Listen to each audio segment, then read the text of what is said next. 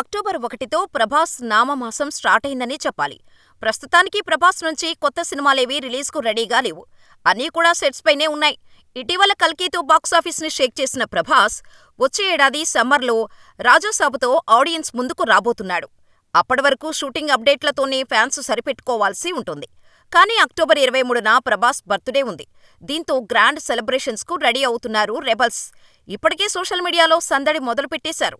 అలాగే డార్లింగ్ పుట్టినరోజు సందర్భంగా కొన్ని సినిమాలు రీ రిలీజ్ కానున్నాయి. 'మిస్టర్ పర్ఫెక్ట్' సినిమాను అక్టోబర్ 22న మళ్లీ విడుదల చేయనున్నట్టు అధికారికంగా ప్రకటించారు. క్లాసికల్ హిట్‌గా నిలిచిన ఈ సినిమాలో కాజల్, తాప్సీ కథానాయకులుగా నటించగా దశరథ్ దర్శకత్వం వహించారు. ఇక ప్రభాస్ హీరోగా, కాజల్ అగర్వాల్ హీరోయిన్‌గా కరుణాకరన్ దర్శకత్వంలో తెరకెక్కిన డార్లింగ్ చిత్రాన్ని అక్టోబర్ 23న రీ రిలీజ్ చేయబోతున్నారు. ఇక రెబెల్ స్టార్ ప్రభాస్ 'ఈశ్వర్' సినిమాతో వెండితెరపై అరంగేట్రం చేసిన సంగతి మనకు తెలిసిందే. ఈ సినిమాను కూడా అక్టోబర్ 23న ప్రభాస్ పుట్టినరోజు సందర్భంగా మళ్లీ విడుదల చేయనున్నారు.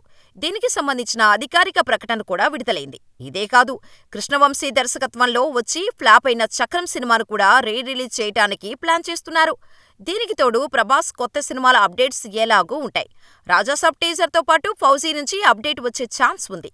ఏదేమైనా అక్టోబర్లో ప్రభాస్ ఫ్యాన్స్ రచ్చరచ్చే అన్నమాట.